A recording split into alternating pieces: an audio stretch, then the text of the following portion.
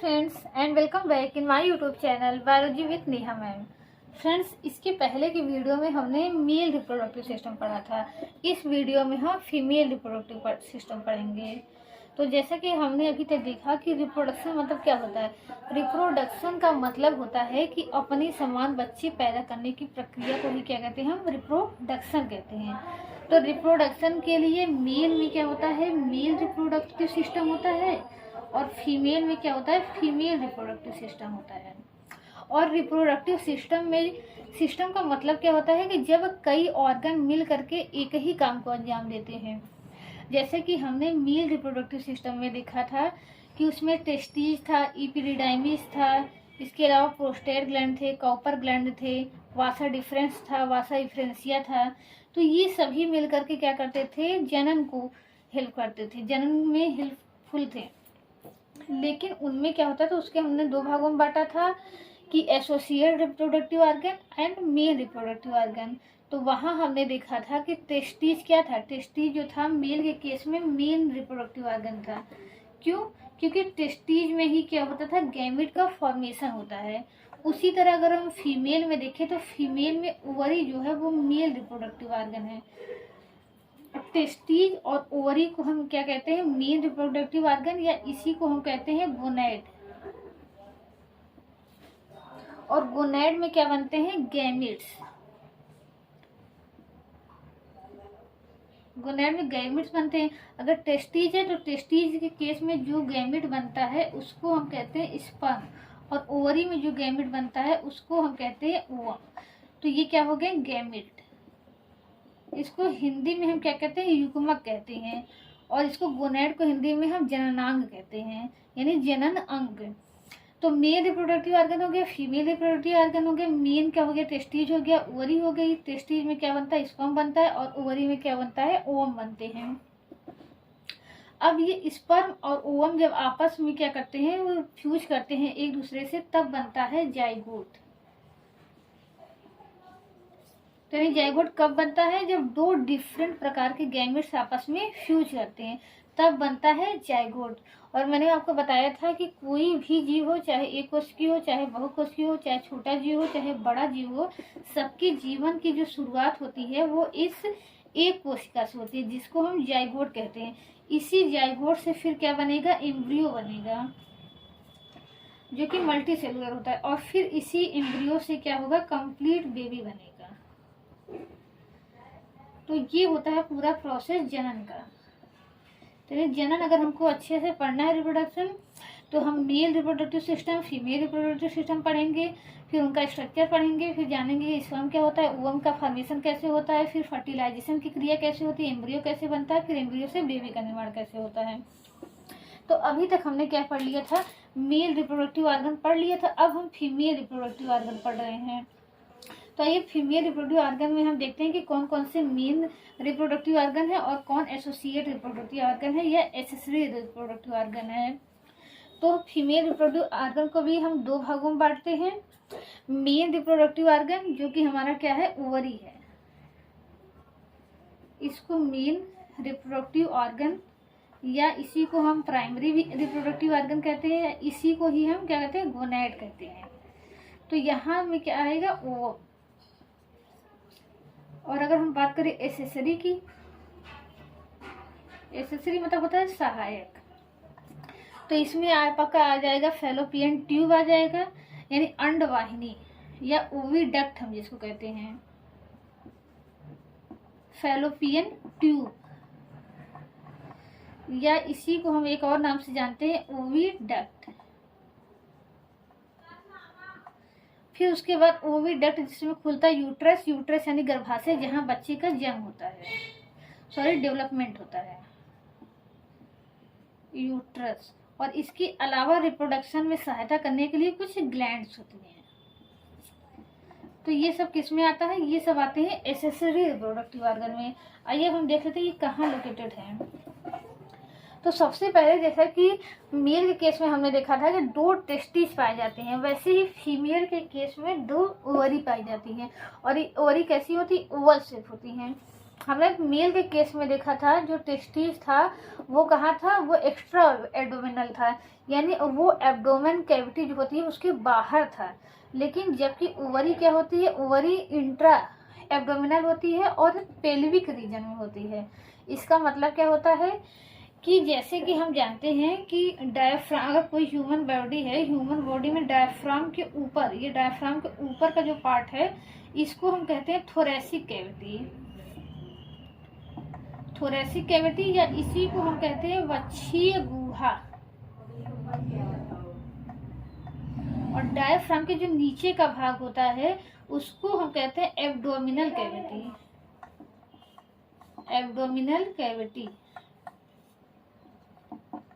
या इसी को हम कहते हैं उदर गुहा।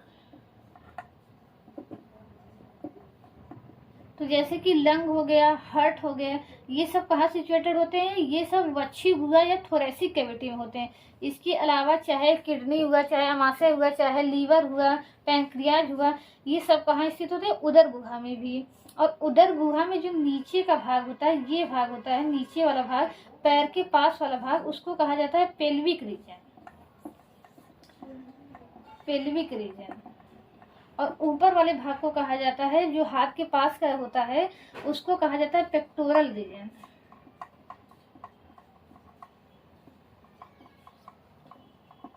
तो इस तरह अगर हमें बताना हो कि ओवरी कहाँ होती है, तो ओवरी जो होती है इन द पेल्विक रीजन में होती है और एक्स्ट्रा एब्डोमिनल होती है, intra abdominal.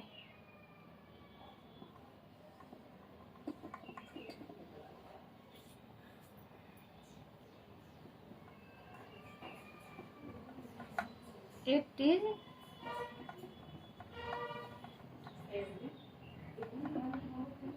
intra-abdominal in the pelvic region.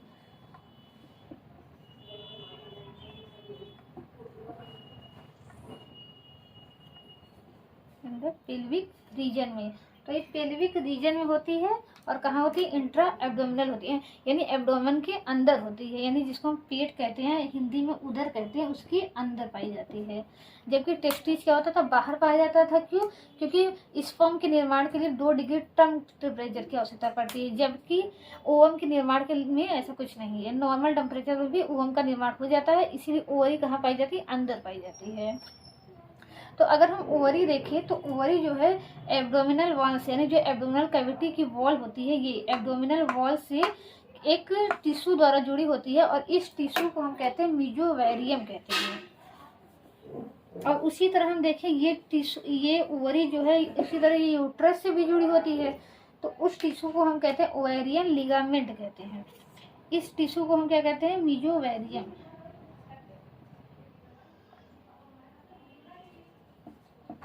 मीजोवेरियम। और जिस टिश्यू द्वारा ये यूट्रस से जुड़ी होती है उसको हम कहते हैं ओवेरियन लिगामेंट।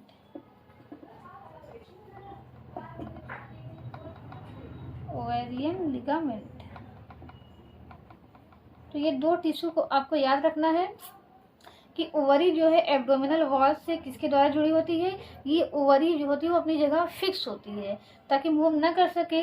तो 2 टिश्यू इसको फिक्स करने का काम करते हैं। एक होता है मीजोवेरियम जो इसको एब्डोमिनल वॉल से जोड़े रहता है, और दूसरा होता है ओवेरियन लिगामेंट जो इसको यूट्रस से जोड़े रहता है। तो ये हो गया ओवरी का स्ट्रक्चर। ओवरी अगर हम देखें कैसा होता है, ओवल शेप होता है, इंट्रा एब्डोमिनल होता है, पेल्विक रीजन में होता है, और ये अपनी जगह पर फिक्स होता है 2 प्रकार के टिश्यू द्वारा, मीजोवेरियम और ओवेरियन लिगामेंट के द्वारा। और ओवरी में क्या बनता है, ओवरी में ओवम बनता है। ओवम क्या है, फीमेल गैमिट है। तो ओवम क्या होता है, जब मेच्योर हो जाता है तो वो ओवरी से बाहर निकलता है, और ओवरी से बाहर निकल करके ये एक ट्यूब लाइक स्ट्रक्चर में पहुंचता है। इस ट्यूब लाइक स्ट्रक्चर को ही हम कहते हैं फैलोपियन ट्यूब या ओविडक्ट या अंडवाहिनी कहते हैं। इसको हम क्या कहते हैं, अंडवाहिनी। तो ये अंडवाहिनी जो है 2 भागों में बटी होती है। जो ये इसका ब्रॉडर रीजन है, स्वेलन रीजन है, इसको हम कहते हैं एम्पुला कहते हैं। और ये एम्पुला रीजन जो है वो आगे चल करके 3 भागों में डिवाइड होता है। जो इसका ये सबसे ब्रॉडर पार्ट है इसको हम कहते हैं इनफंडिबुलम कहते हैं। इनफंडिबुलम। इसको हम इनफंडिबुलम कहते हैं। और इनफंडिबुलम के किनारे किनारे क्या होते हैं, हेयर लाइक स्ट्रक्चर होते हैं। और इस हेयर लाइक स्ट्रक्चर में क्या होता है, मूवमेंट होता है, जिसके द्वारा एग जो है वो ओवरी से निकल कर कहाँ जाता है, सीधा ओविडक्ट में जाता है, कहीं और नहीं जाता है। तो इस हेयर लाइक स्ट्रक्चर को हम कहते हैं फिम्बरी।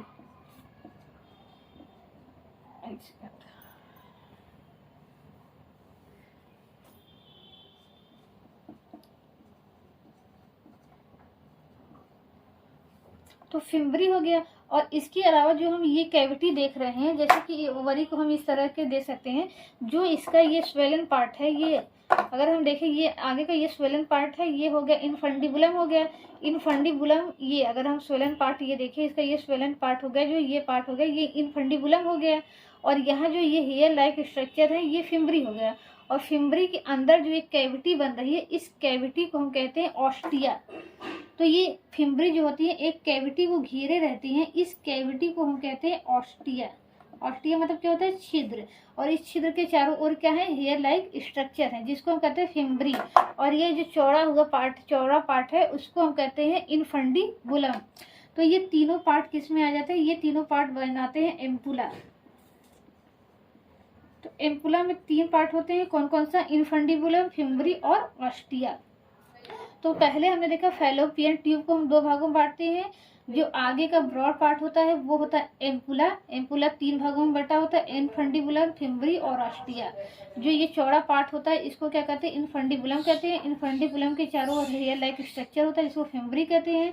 फिम्बरी क्या होता है, एक छेद या एक छिद्र को ढके हुए होती है, एक छिद्र को कवर की होती है, तो उसको क्या कहते हैं, ऑस्टिया। तो ऑस्टिया के थ्रू क्या होता है, इस फिम्बरी में जो होता है मूवमेंट होता है, और ये क्या कर लेती है, ये ऑस्टिया के थ्रू एग को सक कर लेती है फैलोपियन ट्यूब में। और फैलोपियन ट्यूब का ये आगे वाला जो पार्ट होता है इसको हम कहते हैं इस्थमस।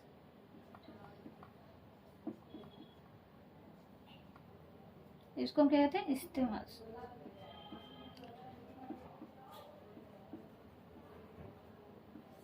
इस तरीके से हमने देखा ओविडक्ट, और इन दोनों पार्ट को ही हम मिला करके क्या कहते हैं फैलोपियन ट्यूब। इनको और इसको मिला करके क्या हो गया, फैलोपियन ट्यूब।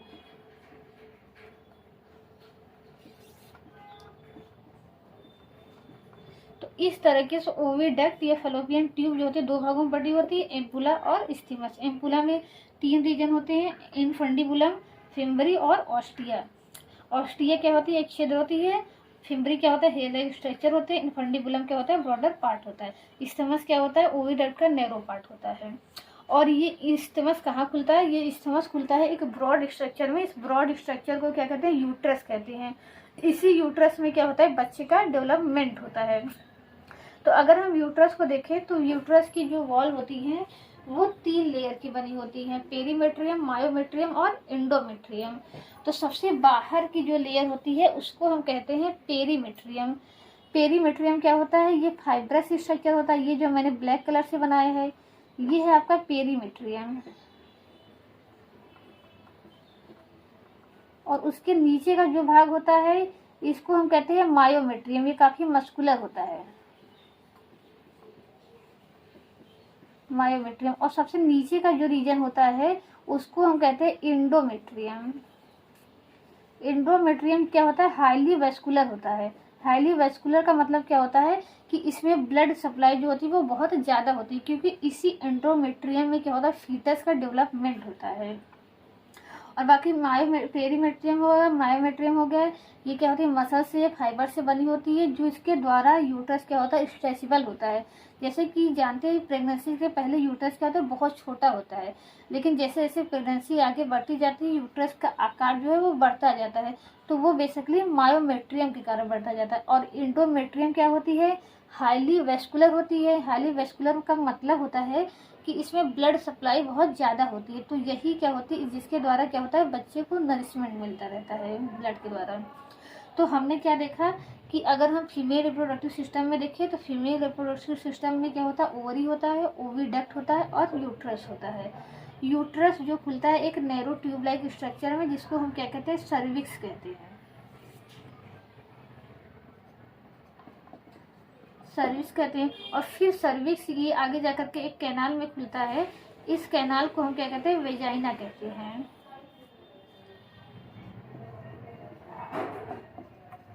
इस सर्विक्स आगे जिस कैनाल में खुलता है उसको वेजाइना कहते हैं। और वेजाइना जो है वो बाहर एक पोर द्वारा खुलती है जिसको वेजाइनल पोर कहते हैं।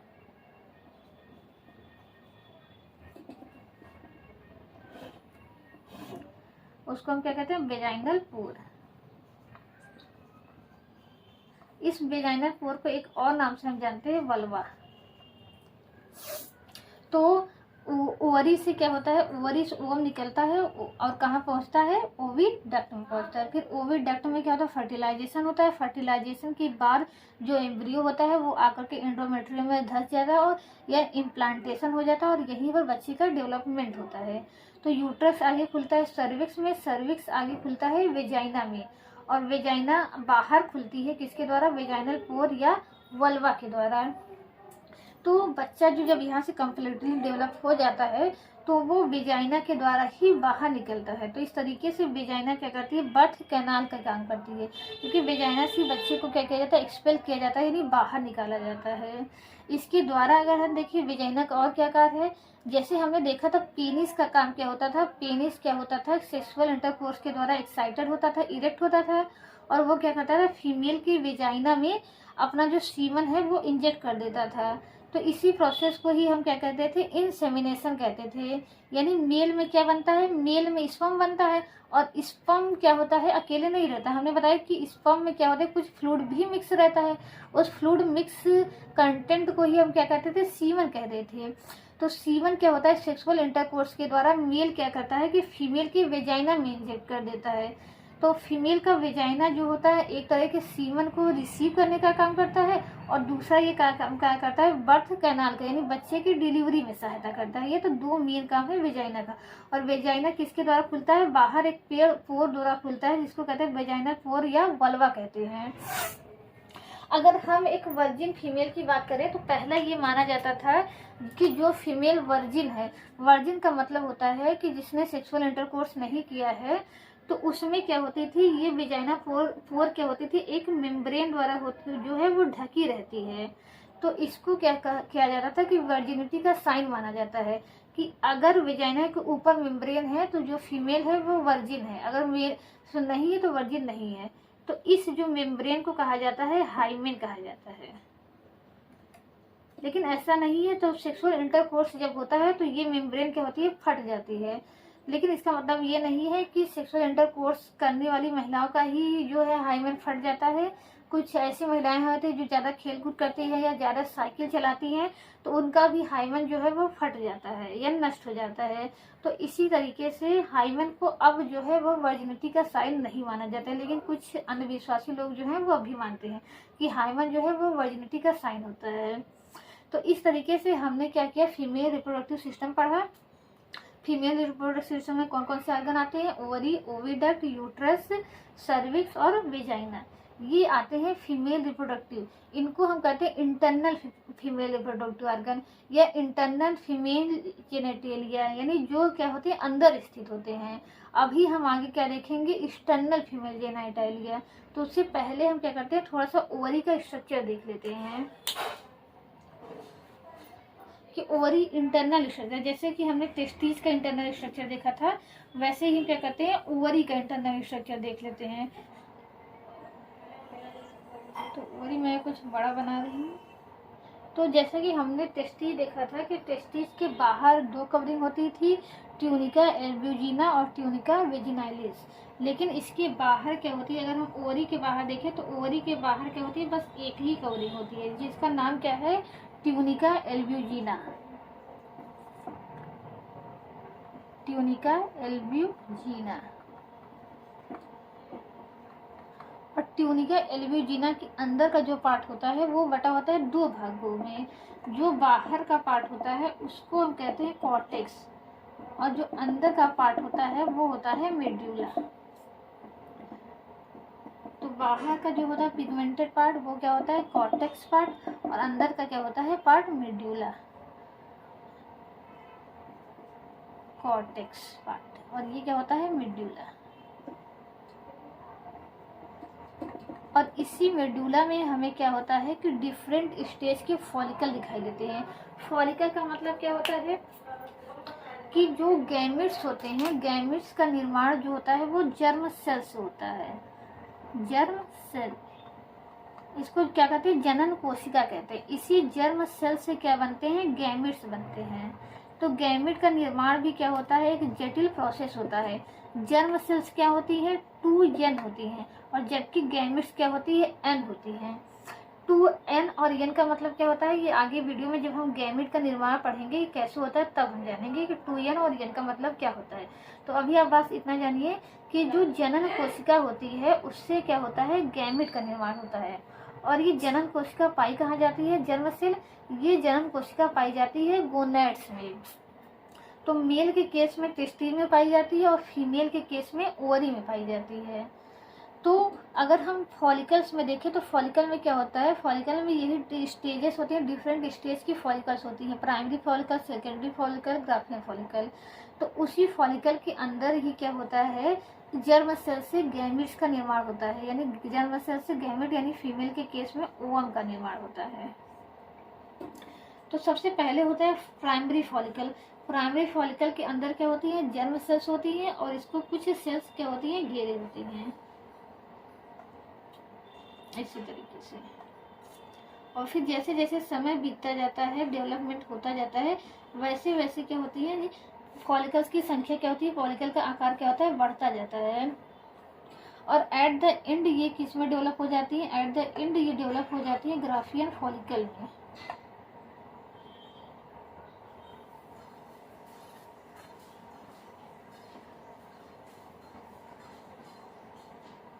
ग्राफियन फॉलिकल का निर्माण कैसे होता है, ये जब हम मेंस्ट्रुअल साइकिल पढ़ेंगे और oogenesis पढ़ेंगे तब इसको हम अच्छे से जानेंगे। अभी बस हम इतना जानते हैं कि प्राइमरी फॉलिकल जो ओवरी होती है, ओवरी में ढेर सारी क्या होती है, प्राइमरी फॉलिकल्स होती हैं, और उनमें से हर महीने क्या होता है, एक प्राइमरी फॉलिकल जो होती है वो डेवलप होकर के बदल जाती है ग्राफियन फॉलिकल में। ग्राफियन फॉलिकल में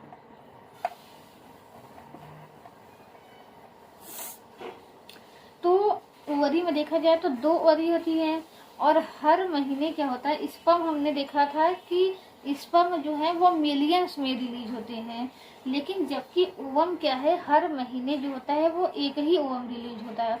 ओवरी 2 पाई जाती है, लेकिन हर महीने क्या होता है, एक ही ओवम रिलीज होता है। जैसे कि 2 ओवरी हैं तो एक महीने क्या होगा, इस ओवम से एक महीने क्या होगा, इस ओवरी से ओवम रिलीज होगा, अगले महीने क्या होगा, इस ओवरी से, यानी एक बार राइट ओवरी काम करेगी, एक बार लेफ्ट ओवरी काम करेगी, और दोनों ही ओवरी में क्या होती है, ढेर सारी प्राइमरी फॉलिकल्स होती हैं।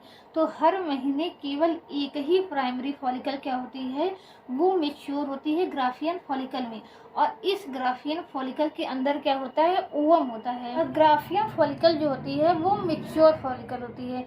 इसके बाद ग्राफियन फॉलिकल क्या होती है, फट जाती है, और इसके अंदर क्या होता है, ओवम। ओवम ना होकर के बेसिकली क्या होता है, सेकेंडरी oocytes होता है। फिर सेकेंडरी oocyte से ओवम का निर्माण होता है, यानी ये ग्राफियन फॉलिकल क्या होती है, फट जाती है, और इसके अंदर क्या होता है, जो सेकेंडरी oocytes होती है वो कुछ सेल की कवरिंग के साथ बाहर आ जाती है। इस प्रोसेस को ही हम क्या कहते हैं, ओवुलेशन कहते हैं। तो अभी क्या देखा हमने, प्राइमरी फॉलिकल डेवलप होती है ग्राफियन फॉलिकल में, और ग्राफियन फॉलिकल क्या हो जाती है, फट जाती है, और एक या सेकेंडरी oocyte जो होता है वो रिलीज हो जाता है, और फिर इसी प्रोसेस को कहा जाता है ओवुलेशन। और जो ये रिमेनिंग पार्ट होता है ग्राफियन फॉलिकल का, इसको कहा जाता है कार्पस लूटियम। कार्पस लूटियम, और ये कार्पस लूटियम जो है वो क्या करता है, टेम्पररी एंडोक्राइन ग्लैंड की तरह कार्य करता है। इससे क्या होते हैं, प्रेगनेंसी को मेंटेन करने के लिए हार्मोन्स रिलीज होते हैं। तो अभी क्या हमने देखा है, एक जनरल स्ट्रक्चर देखा कि ओवरी में हम अगर इसका सेक्शन काटे तो हमें क्या दिखाई देता है, हमें डिफरेंट स्टेजेस के फॉलिकल्स दिखाई देते हैं। इसके बारे में हम डिटेल में पढ़ेंगे जब हम मेंस्ट्रुअल साइकिल और oogenesis पढ़ेंगे। oogenesis का मतलब होता है कि जर्म सेल से एग का निर्माण कैसे होता है, इसी जर्म सेल से गैमेट या ओवम का निर्माण कैसे होता है, इसी को कहा जाता है oogenesis कहा जाता है। तो जब हम पढ़ेंगे तब उसके अंदर हम देखेंगे कि सेकेंडरी oocyte क्या होता है, प्राइमरी oocyte क्या होता है, प्राइमरी फॉलिकल क्या होता है, ग्राफियल फॉलिकल क्या होता है, कैसे बनते हैं। तो एकदम अच्छे से उसमें आपको समझाया जाएगा मेंस्ट्रुअल साइकिल में। अभी के लिए बस आप इतना समझिए कि प्राइमरी फॉलिकल होता है जो मेच्योर होकर ग्राफियल फॉलिकल बनाता है, फिर ग्राफियल फॉलिकल फट जाता है और क्या एक रिलीज हो जाती है, जो रिमेनिंग पार्ट होता है वो बदल जाता है कार्पस लूटियम में। तो ये स्ट्रक्चर हमें दिखाई देता है जब हम ओवम का सेक्शन काटते हैं, तो हमें डिफरेंट स्टेजेस के फॉलिकल्स दिखाई देते हैं और कार्पस लूटियम भी उसमें दिखाई देता है। लेकिन ये बनते कैसे हैं ये हम नेक्स्ट वीडियो में डिस्कस करेंगे। अभी इस वीडियो में हमने फीमेल का इंटरनल जेनिटेलिया देखा। अब नेक्स्ट वीडियो में हम क्या देखेंगे, एक्सटर्नल जेनिटेलिया, माने वही रिप्रोडक्टिव ऑर्गन फीमेल के जो बाहर से दिखाई देते हैं। तो फ्रेंड्स, अगर ये वीडियो आपको समझ में आया है तो वीडियो को लाइक कीजिए, चैनल को सब्सक्राइब कीजिए और वीडियो को ज़्यादा से ज़्यादा शेयर कीजिए। Thank you so much.